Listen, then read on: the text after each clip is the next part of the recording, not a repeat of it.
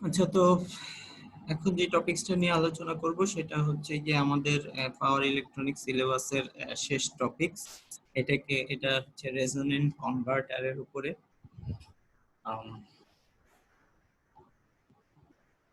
Resonance বলতে যেটা বোঝায় সেটা হচ্ছে কি, একটা ফ্রিকোয়েন্সিতে যখন এলসি সার্কিট থাকে তখন সেটা যখন একটা ফ্রিকোয়েন্সিতে টিউন হয়ে যায়, সেই টিউনিংটা যখন এল আর সি এর ইম্পিডেন্সকে যখন সমান করে দেয় তখন সেই কন্ডিশনটাকে আমরা রেজোনেন্স কন্ডিশন বলে থাকি। রেজোনেন্ট কনভার্টারেও এই এলসি যে সার্কিট, ট্যাঙ্ক সার্কিটের রেজোনেন্স, সেই রেজোনেন্সটাকে কাজে লাগানো হয়। রেজোনেন্স সার্কিট কনভার্টারের যেই মেইনলি ইউজ, সেই ইউজটা হচ্ছে গিয়ে সুইচিং ফ্রিকোয়েন্সি কমানোর জন্য রেজোনেন্ট কনভার্টার বা রেজোনেন্ট এর আইডিয়াটা ইউজ করা হয়। এটা ভোল্টেজ এবং কারেন্টের অসিলেশনটাকে, কারেন্ট অসিলেট করে যখন একটা নির্দিষ্ট ফ্রিকোয়েন্সিতে তাদের এলসি এর ইম্পিডেন্স সমান হয়ে যায়, তখন এরা ভোল্টেজ বা কারেন্টটা অসিলেট করা শুরু করে। এই অসিলেশনের অ্যাডভান্টেজটাকে কাজে লাগে সুইচিং লসটাকে কমানো হয়। রেজোন্যান্স সার্কিটের মূল আইডিয়া হচ্ছে, যখন সাধারণত অন্যান্য কনভার্টারে, যেমন ধরো বাক কনভার্টার কিংবা বুস্ট কনভার্টারে যখন সুইচিং করা হয় তখন এল এর ভোল্টেজ কত কিংবা ক্যাপাসিটরের কারেন্ট কত সেটা আমরা খেয়াল রাখি না। এরা হয়তো ভোল্টেজ বা কারেন্ট ট্রানজিশনে আছে, হ্যাঁ, কোনো একটা ভোল্টেজ জিরো নাই, কোনো একটা কারেন্ট জিরো নাই, কিন্তু আমরা সুইচিং নিজের মতো করে অন অফ হইতে থাকে। তখন এই যে ভোল্টেজ এবং কারেন্ট দুইজনই যদি কোনো একটা সুইচিং ডিলের কারণে যখন এক একটা স্কিম থেকে এক ভোল্টেজ থেকে আরেক ভোল্টেজে ট্রানজিশন হইতে থাকে, তখন আসলে মাঝখানে একটা পিরিয়ড থাকে যে ভোল্টেজ জিরো হয়ে যাওয়া এবং কারেন্ট বেড়ে যাওয়া, কারেন্ট একটা নির্দিষ্ট ভ্যালুতে পৌঁছানো, অথবা ভোল্টেজ বেড়ে যাওয়া কারেন্ট একটা নির্দিষ্ট ভ্যালুতে পৌঁছানোর মধ্যখানে যে ট্রানজিশন, এই ট্রানজিশনের টাইমটায় সুইচিং এর লস হয়, সুইচিং লস হয়, ফলে সুইচ পাওয়ার অ্যাবজর্ব করে। সুইচিং ফ্রিকোয়েন্সি যদি বাড়াই তাহলে ট্রানজিশনের সংখ্যাগুলো বেড়ে যাবে, ট্রানজিশনের সংখ্যা বেড়ে গেলে সুইচিং লস বেড়ে যাবে। এজন্য কোনো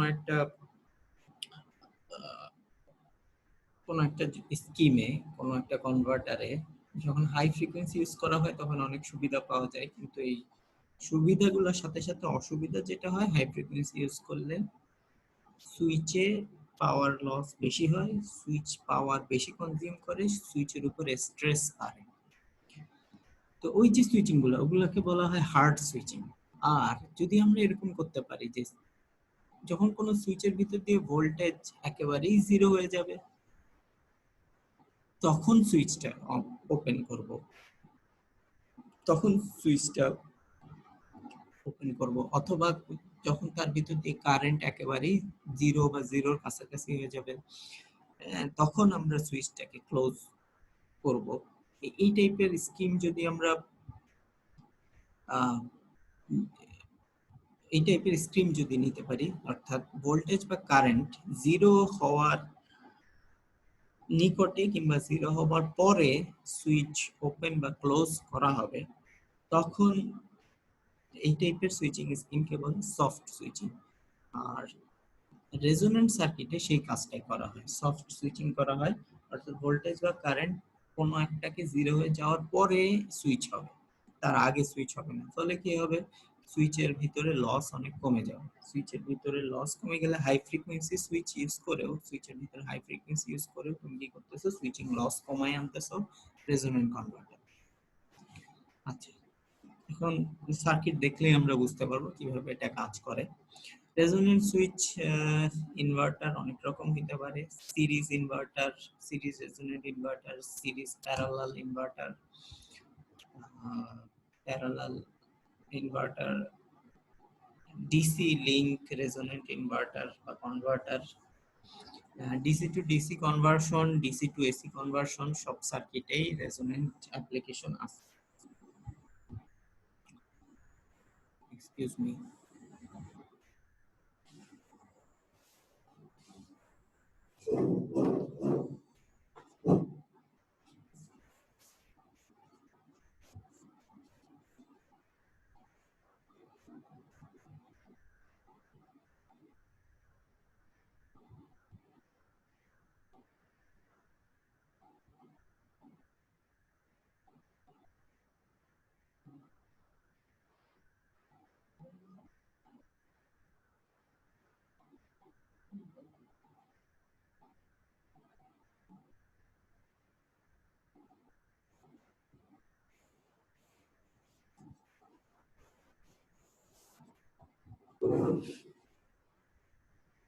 আচ্ছা, তো আমরা আবার শুরু করতেছি।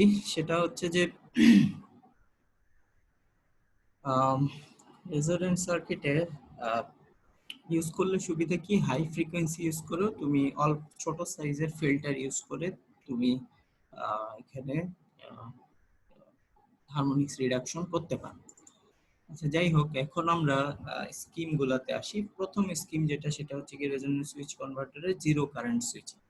জিরো কারেন্ট সুইচিং এর ব্যাপার যেটা, সেটা হচ্ছে গিয়ে নামেই বোঝা যাচ্ছে যে এটা এলসি রেজোনেন্স ইউজ করা হবে, এবং যখন কারেন্ট শূন্য হয়ে যাবে তখন আমরা সুইচকে অন বা অফ এর মধ্যে যাব। আচ্ছা, তো এখানে এই যে এল আর আর সি আর যেটা, এইটা হচ্ছে গিয়ে আমাদের এলসি সার্কিট। এই সার্কিটটাকে, এই কম্পোনেন্ট দুইটাকে আমরা রেজোনেন্সে নিয়ে আসবো। এখানে একটা অ্যাজাম্পশন নেওয়া হয়েছে, সেটা হচ্ছে গিয়ে এল নট তুলনামূলকভাবে বড়। এল নট তুলনামূলকভাবে বড় হওয়ার কারণে এটার ভিতরে যে কারেন্টটা ফ্লো হয়, লোড কারেন্ট, সেটা রিপল ফ্রি, এটা একটা কনস্ট্যান্ট কারেন্ট। হ্যাঁ, এবং এটা আই নট, অর্থাৎ লোডের ভিতর দিয়ে, আরএল এর ভিতর দিয়ে যে কারেন্টটা যাবে সেই কারেন্টটা আই নট, আর এই কারেন্টটা সেম কারেন্ট হবে, এবং এটা ডিসি কম্পোনেন্ট কারেন্টের। সো এই কারেন্ট আর এই কারেন্ট সেম হবে। সি নট এর ভিতরে, সি নট হচ্ছে গিয়ে আমাদের ক্যাপাসিটর। হ্যাঁ, ক্যাপাসিটরের ভিতরে এটা জাস্ট ফিল্টারিং পারপাসে ইউজ করা হচ্ছে এই আউটপুটটাকে। এখন যখন সুইচ ওপেন থাকে, এই সুইচটা যখন ওপেন থাকে তখন কি হবে, এই সুইচটা যখন ওপেন থাকে তখন আমাদের ডায়োড, এবং যদি ডায়োড ফরওয়ার্ড বায়াস থাকে তাহলে ডায়োড এখানে শর্ট হয়ে যাবে। শর্ট হয়ে গেলে এই আউটপুট ক্যাপাসিটর অ্যাক্রস ভোল্টেজ আমরা জিরো পাবো। তো সুইচ অফ থাকা অবস্থায় এইরকম, ডায়োড অন থাকলে এই অবস্থা হইতে পারে। এখন ওই অবস্থায় যদি আমরা সুইচ ক্লোজ করি আর এই ডায়োডটা যদি অন থেকে যায়, তখন কি হবে?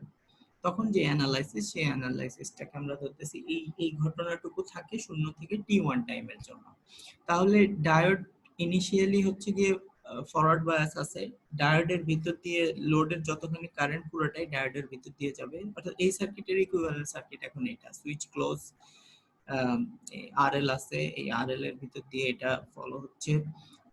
ডায়োড শর্ট সার্কিট হয়ে গেছে, ডায়োড শর্ট সার্কিট হয়ে যাওয়ার কারণে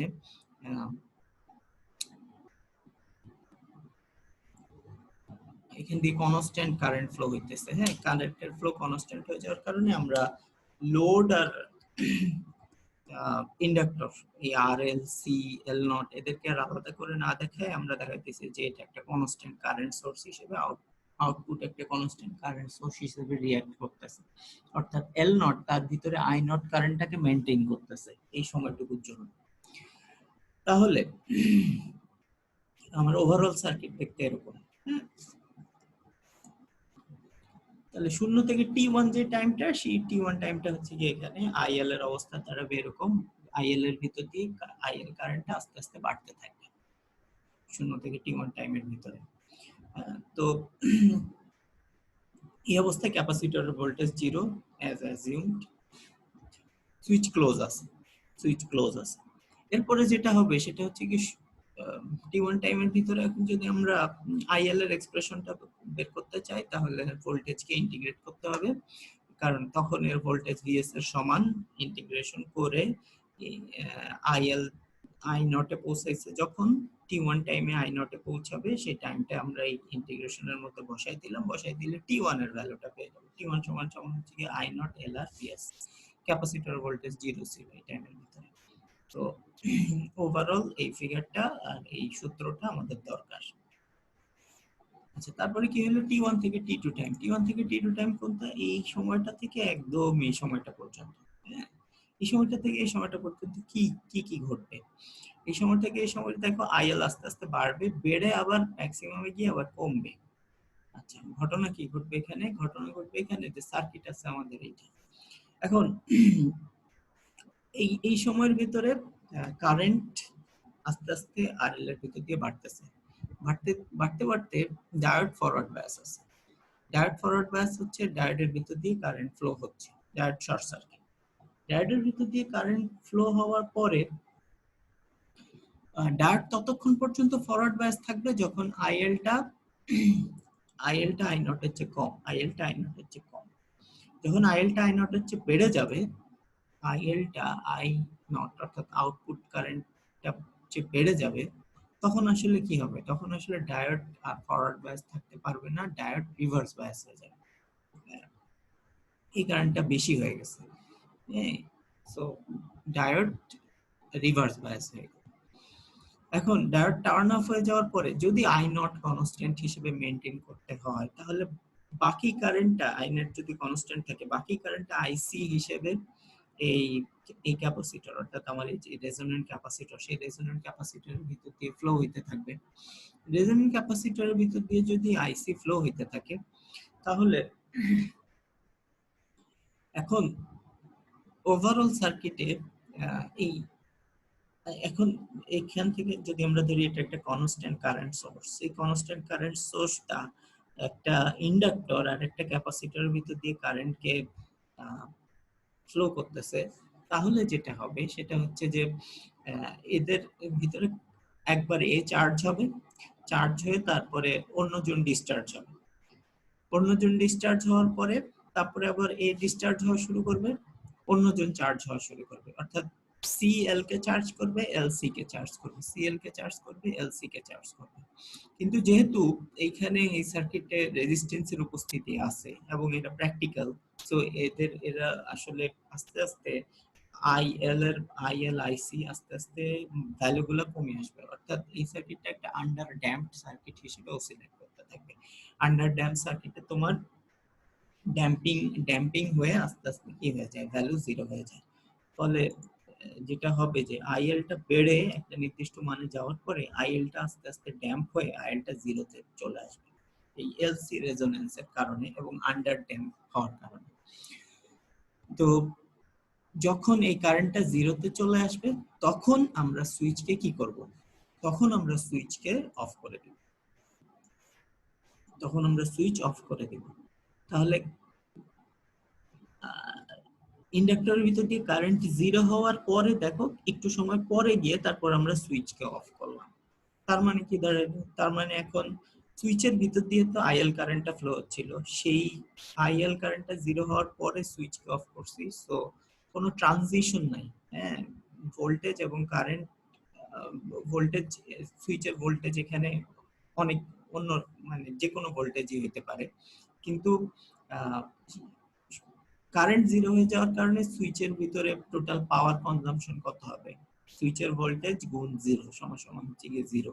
সো এই যে রেজোন্যান্সটাকে কাজে লাগায় যে এই যে সুইচিংটা করা হইলো, সেই সুইচিংটা করার কারণে সুইচের ভিতরে পাওয়ার লস জিরো করে দিলাম। এটাই হচ্ছে জিরো কারেন্ট সুইচিং করলাম, হ্যাঁ, রেজোন্যান্সকে ইউজ করে। এখানে এই অবস্থায় যে এই টি1 থেকে টি2 টাইমের জন্য আমাদের যে কারেন্টের গ্রাফ বা ভোল্টেজের গ্রাফ, সেটা এই এই নীতিকে ফলো করে। এখানে এই ভোল্টেজটা থাকবে আর এই এল এর এই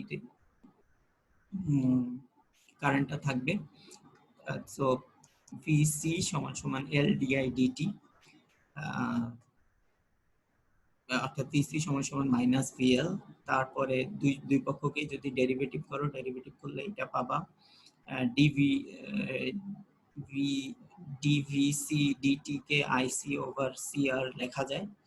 তারপরে আমরা এই দুই পক্ষকে নিলাম, দুই পক্ষকে নেওয়ার পরে আইসি কে বলতে পারি আসলে I not minus I L, এই নেগেটিভ কে দিয়ে গুণ করার পরে। তারপরে এইখানে আইএল গুলাকে এক পাশে নিলাম আর কনস্ট্যান্ট গুলাকে এক পাশে নিলাম। এটা একটা ডিফারেনশিয়াল ইকুয়েশন, যে ডিফারেনশিয়াল ইকুয়েশনে ইনিশিয়াল কন্ডিশনের জন্য সলভ করা যাবে, ইনিশিয়াল কন্ডিশনের জন্য সলভ করলে আমরা এই ইয়েটা পেয়ে যাব। এখানে জেড নট হচ্ছে কি ক্যারেক্টারিস্টিক্স অর্থাৎ এলআরসিআর, রেজোনেন্সের ভ্যালুটা আমাদের ক্যারেক্টারিস্টিক্স ইম্পিডেন্সকে নিতে হবে।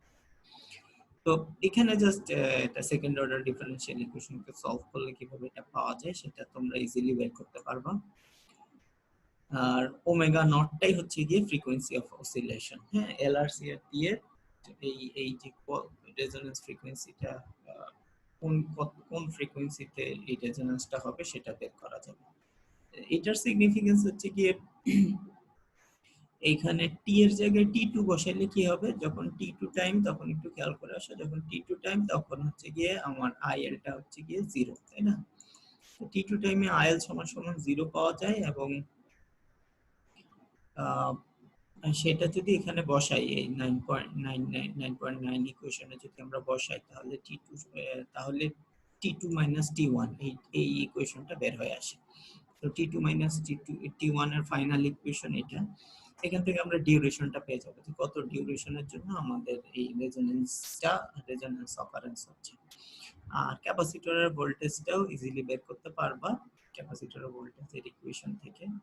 এগুলো সব বইয়ে দেয়া আছে, হার্ড বইয়ে স্টেপ বাই স্টেপ তোমরা একটু পড়ে নিও।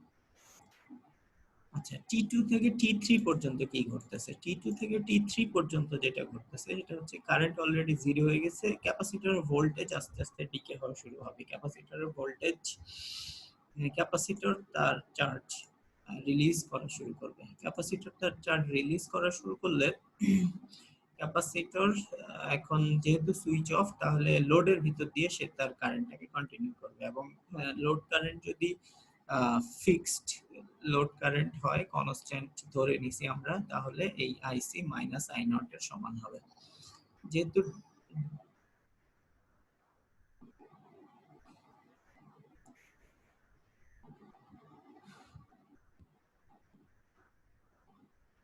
এখন ক্যাপাসিটরের যে কারেন্টটা, সেই কারেন্টটা 0 হওয়ার সাপেক্ষে আমরা এই ইন্টিগ্রেশন করতে হবে ভোল্টেজ বের করার জন্য। সূত্র হচ্ছে কি আই সমান সমান C DV DT. So V বের করার জন্য আইটাকে ইন্টিগ্রেট করতে হবে। সো ইনিশিয়াল কন্ডিশন সহ ইন্টিগ্রেট করলে এই রকম একটা ভ্যালু আমরা পাবো। এখন এই যে ইকুয়েশনটা, সেই ইকুয়েশনটা ভ্যালিড হবে যখন ততক্ষণ পর্যন্ত যতক্ষণ পর্যন্ত ক্যাপাসিটরের ভোল্টেজ আস্তে আস্তে ডিকে হয়ে 0 তে যায় এবং ডায়োড আবার টার্ন অন হয়। ডায়োড অফ ছিল এই টাইমের জন্য, এই যে এইটুকু সময়ের জন্য আসলে ডায়োডটা অফ, এই ডায়োডটা অফ। যখন ক্যাপাসিটর ভোল্টেজ আবার 0 তে চলে যাবে তখন আবার ডায়োডটা টার্ন অন হবে। তো এই যে ডায়োড টার্ন অন হওয়ার টি3 টাইমে ডায়োডটা টার্ন অন হবে, তাই তো? তো এখানে যদি টি এর জায়গায় টি3 বসাই, আর হচ্ছে যে ভিসি তখন হচ্ছে গিয়ে 0, আর ভিসি2 এর মান অলরেডি জানা আছে। সো টি3 মাইনাস টি2 সমান সমান এইরকম একটা মান পাবো, আর ভিসি2 এর মানটা এখানে বসাইলে টি3 মাইনাস টি2 পেয়ে যাবো। সো ওভারঅল অন্য ডিউরেশনটাও পেয়ে গেল। এখন হচ্ছে যে এই আউটপুট ভোল্টেজ যেটা আমাদের যে রেগুলার আউটপুট ভোল্টেজ, এখানে এই যে ভি নট যে আউটপুট ভোল্টেজ, সেটার ইকুয়েশন কি দাঁড়াচ্ছে এবং ভিএস এর সাথে তার সম্পর্ক কি, সেটার ইকুয়েশন দাঁড়াচ্ছে, সেটার জন্য আমাদেরকে সোর্স যতখানি পাওয়ার সাপ্লাই দিচ্ছে একটা পিরিয়ডে, লোড ততখানি পাওয়ার সাপ্লাই নিবে একটা পিরিয়ডে। সোর্স কতখানি পাওয়ার সাপ্লাই দিবে, ভি গুণ আই। ভি হচ্ছে ভিএস, আই আর আইএল সেম, কারণ সোর্সের কারেন্ট পুরোটাই এই ইন্ডাক্টরের ভিতর দিয়ে ফ্লো হয়। আর লোড যেটা, লোড হচ্ছে গিয়ে ভি নট আই নট, একটা সাইকেলে টি পরিমাণ টাইম পিরিয়ড, টি সমান সমান 1/fs সুইচিং ফ্রিকোয়েন্সি। এখন দরকার হচ্ছে কি ইন্টিগ্রেশন অফ আইএলডিটি, এটা বের করা দরকার। আই নট জানা আছে ধরে নিতে হবে, এফএস জানা আছে ধরে নিতে হবে, ভিএস ও জানা আছে। ইন্টিগ্রেশন অফ আইএল বের করতে পারলেই ভি নট এর সাথে সবার সম্পর্ক পেয়ে যাবে। ইন্টিগ্রেশন অফ আইএল হচ্ছে যে লোডের আমাদের ইন্ডাক্টরের যে কার্ভ আছে সেই কার্ভের ইন্টিগ্রেশন করতে হবে। এই কার্ভের এই ইকুয়েশনটা শূন্য থেকে T1 পর্যন্ত ইন্টিগ্রেশন করব, আর বাকি টাইমটা এই যে আইএল এর এই ইকুয়েশনটাকে শূন্য থেকে T1 পর্যন্ত ইন্টিগ্রেট করব, আর আইএল এর অন্য যে ইকুয়েশনটা আছে সেটাকে T1 থেকে T2 পর্যন্ত ইন্টিগ্রেট করব। T2 থেকে T3 পর্যন্ত আইএল 0, সো সেটার আর ইন্টিগ্রেশন দরকার নাই। আর আইএল এর এই মানটাকে T2 থেকে T1 থেকে T2 পর্যন্ত ইন্টিগ্রেট করব। তো দুইটাকে ইন্টিগ্রেট করা হয়েছে, ইন্টিগ্রেট করার পরে এই আউটপুটটা পাওয়া গেছে। তারপরে এই দুইটা ইকুয়েশনকে সমান ধরে ভি নট এর ইকুয়েশনটা পাওয়া গেছে। ভি নট এর ইকুয়েশনটাকে একটু সিম্পলিফাই করলে এই টাইপের একটা ইকুয়েশন পাওয়া যায়। তাহলে দেখো যে ভি নটটা আসলে আউটপুট যে ভোল্টেজটা সেটা ভিএস, সাথে সুইচিং ফ্রিকোয়েন্সি, সাথে হচ্ছে গিয়ে আমাদের যে টাইম ডিউরেশন গুলো সেই টাইম ডিউরেশনের একটা কম্বিনেশনের সমানুপাতিক। তাহলে এই টাইম কম্বিনেশন গুলা, টাইম গুলার ভ্যালুটা আবার কিসের ফাংশন একটু দেখে আসি। টাইম গুলা মেইনলি আসলে যদি তোমার সি আর এল আর ফিক্স করে দাও তাহলে আই নট এর একটা ফাংশন, অর্থাৎ আমার কনস্ট্যান্ট কারেন্ট যেটা সেই কারেন্টের একটা ফাংশন, এবং সেই কারেন্টটাকে আমরা লোড, অর্থাৎ এটা লোড ডিপেন্ডেন্ট। সো লোডে যদি ভ্যারিয়েশন ঘটে তাহলে তাহলে যেটা করতে হবে সেটা হচ্ছে গিয়ে এই যে T1 T2 এগুলার ভ্যারিয়েশন ঘটবে, তখন সুইচিং ফ্রিকোয়েন্সি কম বেশি করে আসলে আউটপুট ভোল্টেজকে ফিক্স রাখতে হবে। এই হচ্ছে গিয়ে মোটামুটি রেজোন্যান্ট জিরো কারেন্ট কনভার্টারের জন্য। আর এটা রিলেটেড অঙ্ক আছে, এই সূত্রগুলাই ডিরেক্ট ব্যবহার করা হয়েছে। ফাইনাল সূত্রগুলা মোটামুটি একটু তোমাদের জানা থাকা লাগবে যাতে অঙ্কগুলা করতে পারো। আর একটা কনভার্টার আছে সেটা হচ্ছে গিয়ে zero voltage switching converter. Zero voltage switching কনভার্টারে যেটা ক্যাপাসিটরের ভোল্টেজ যখন জিরো হবে তখন সুইচিংটা করা হবে। ওয়েবসাইটটা একটু দেখে আসি। এখানে জাস্ট অপোজিট আইডিয়াটা ইউজ করা হয়েছে। ভিএস টা কনস্ট্যান্ট, ক্যাপাসিটরের ভোল্টেজ এইটা এরকম একটা শেপ ফলো করে। যখন এই ক্যাপাসিটরের যে ভোল্টেজ, রেজোন্যান্ট ক্যাপাসিটরের যে ভোল্টেজ সেটা যখন জিরো হয় তারপরে গিয়ে আমরা সুইচকে ক্লোজ করি। ক্যাপাসিটরের ভোল্টেজ জিরো হয়ে গেলে ক্যাপাসিটরটা দেখবা সুইচের সাথে প্যারালালে লাগানো। ক্যাপাসিটরের ভোল্টেজ জিরো হওয়া মানে আসলে সুইচের ভোল্টেজ জিরো হয়ে যায়। সুইচের ভোল্টেজ জিরো হয়ে গেলে তারপরে যদি সুইচ অন করি তাহলে তাহলে ওই যে ভোল্টেজ থাকা অবস্থায় অন হয়ে গেলে যে লসটা হইতো, কারেন্ট ফ্লো করা শুরু করলে যে পাওয়ারের লসটা হইতো, ভোল্টেজ জিরো হয়ে যাওয়ার পরে সুইচ অন করলে তো এখান দিয়ে কারেন্ট ফ্লো করা শুরু করবে। সো তখন আর সেই লসটা অ্যাভয়েড করা যাবে, এই জন্য এটাকে জিরো ভোল্টেজ সুইচিং বলতেছে। এখানেও এই যে এলসি এই দুইটার কম্বিনেশনে রেজোন্যান্স কন্ডিশন তৈরি হয়। ফার্স্টে দেখতেছো যে যখন সুইচ ওপেন থাকে তখন কারেন্ট এদিক দিয়ে এসে এল এর ভিতর দিয়ে ফ্লো হয় এবং আই নটের ভিতর দিয়ে ফ্লো হয়। এখানেও লোড একটা কনস্ট্যান্ট কারেন্ট মেইনটেইন করে ধরে নেওয়া হয়, অর্থাৎ এল নট কে পর্যাপ্ত পরিমাণ বড় করলে ধরে নেওয়া যায় যে এদিক দিয়ে একটা কনস্ট্যান্ট কারেন্ট ফ্লো হবে। যখন সুইচ অফ ওপেন থাকে তখন এবং ডায়োড অফ থাকে ইনিশিয়ালি, তখন এটা এই সার্কিটটা ফলো করে। এই সার্কিটটা হচ্ছে গিয়ে শূন্য থেকে T1 টাইমের জন্য। শূন্য থেকে T1 টাইমের ভিতরে যদি আমরা সলভ করি তাহলে আমরা T1 এর এরকম একটা ইকুয়েশন পেয়ে যাব, এবং Vx টা হচ্ছে কি আমাদের ডায়োডের অ্যাক্রসের ভোল্টেজ, ডায়োডের অ্যাক্রসের ভোল্টেজের এরকম একটা ইকুয়েশন পাবো। তারপরে যেটা হবে, তারপরে হচ্ছে যে এরপরে T1 থেকে T2 টাইম, T1 থেকে T2 টাইমে সুইচ ওপেন থাকবে, এবার ডায়োড অন হবে। ডায়োড অন হবে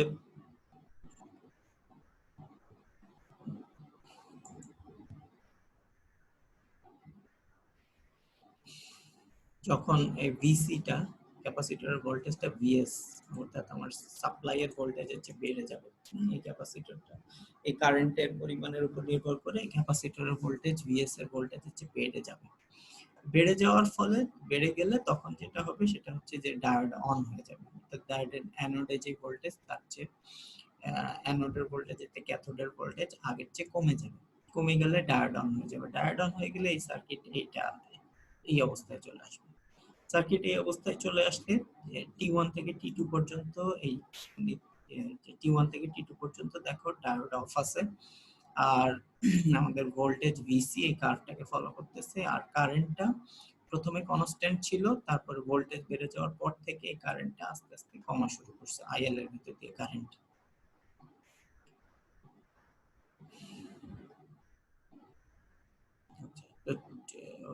আগের মতোই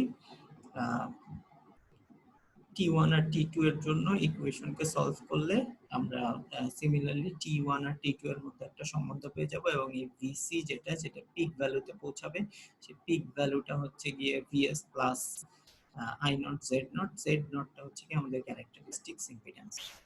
তারপর হচ্ছে টি2 থেকে টি3 টাইমের জন্য আরেকটা কম্বিনেশন, অর্থাৎ ভিসি ভোল্টেজটা 0 হয়ে যাওয়ার পরে আইএলটা আবার লিনিয়ারলি বেড়ে কনস্ট্যান্ট ভ্যালুতে পৌঁছাবে। সেই কনস্ট্যান্ট ভ্যালুর জন্য সেই টাইমটুকুর জন্য আমাদের ডায়োড অফ থাকবে।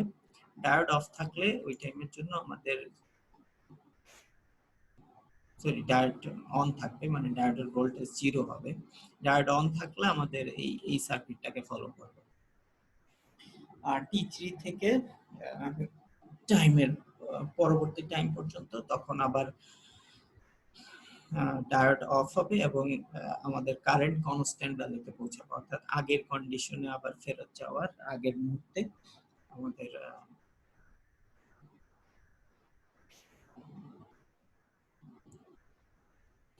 ডায়োডের ভিতর দিয়ে যখন কনস্ট্যান্ট কারেন্ট ফ্লো হতে থাকবে তখন আবার আমার এই ইন্ডাক্টরের ভোল্টেজ 0 হয়ে যাবে, কারণ এলডিআই ডিটি সমান সমান 0 হয়ে যাবে। ইন্ডাক্টরের ভোল্টেজ 0 হয়ে যাওয়া এই যে এখানে দেখানো হয়েছে, আর ডায়োড অফ হয়ে যাওয়া দেখানো হয়েছে, তখন পুরো কারেন্টটাই আমার ক্যাপাসিটরের ভোল্টেজ অলরেডি 0, পুরো কারেন্টটাই আমার লোড কারেন্ট হিসেবে ফ্লো হইতেছে। তো এই যে স্টেপগুলা, সেই স্টেপগুলা থেকে টি1 টি2 টি3 এর ইকুয়েশন বের করা যায় আগের বার যেমন দেখাইছি সেইভাবেই, এবং তারপরে ভি নট এর সাথে ভিএস এর একটা সম্পর্ক এখানে দেখানো যায়।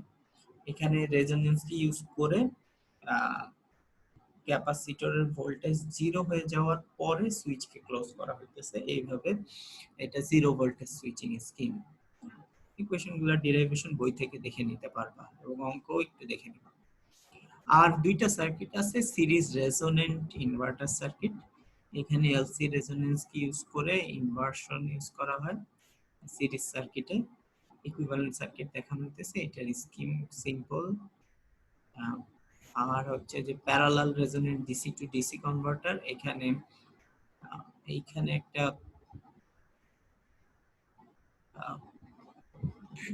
ডিসি সাপ্লাই আছে, সেইটাকে সুইচিং এর মাধ্যমে আমরা এসি তে কনভার্ট করব, সুইচ ডিসি তে কনভার্ট করব। সুইচ ডিসিটাকে আবার রেজোনেন্সের মাধ্যমে ভিবি তে কনভার্ট করে তারপর সেইটাকে রেকটিফাই করে আউটপুটে দিব। তো এটা সাপ্লাইও ডিসি, আউটপুটও হচ্ছে ডিসি, মাঝখানে রেজোনেন্স ইউজ করার জন্য আসলে সুইচিং ইউজ করতে হবে। হ্যাঁ, এলসি রেজোনেন্স ইউজ করার জন্য সুইচিং ইউজ করে রেজোনেন্ট কন্ডিশনে সুইচগুলো অন অফ করলে সুইচিং এর লসটা কমে যাবে। এই ফলে ডিসি টু ডিসি কনভার্টারে আমরা অলরেডি দেখে আসছি বাক বুস্ট, যেগুলোতে আসলে কি হয়, এগুলো আসলে হার্ড সুইচিং ইউজ করা হয়, ফলে সুইচিং এর লস বেশি। আর এগুলাতে যেটা করা হবে S1 S2 যে সুইচগুলো ইউজ করা হয়েছে সেখানে সফট সুইচিং ইউজ করে রেজোনেন্ট কন্ডিশনে সুইচ অন বা অফ করা হবে, ফলে যেটা হবে যে সুইচিং লস কমে যাবে। এটা প্যারালাল রেজোনেন্স সার্কিট দিয়ে করা যায়। আর DC to DC link resonance circuit আছে, ওটা আর তোমাদের জন্য লাগবে না। তো রেজোনেন্স সার্কিটের লেকচার এখানেই শেষ, আর আমাদের পাওয়ার ইলেকট্রনিক্স এর লেকচারও মোটামুটি শেষ হয়ে গেছে। এই চ্যাপ্টারে রিলেটেড অঙ্ক আর দেখালাম না, বইয়ে অঙ্ক করে দেয়া আছে, হার্টের বই থেকে অঙ্কগুলো একটু দেখে নিবা। ওকে, তাহলে শেষ করতেছি।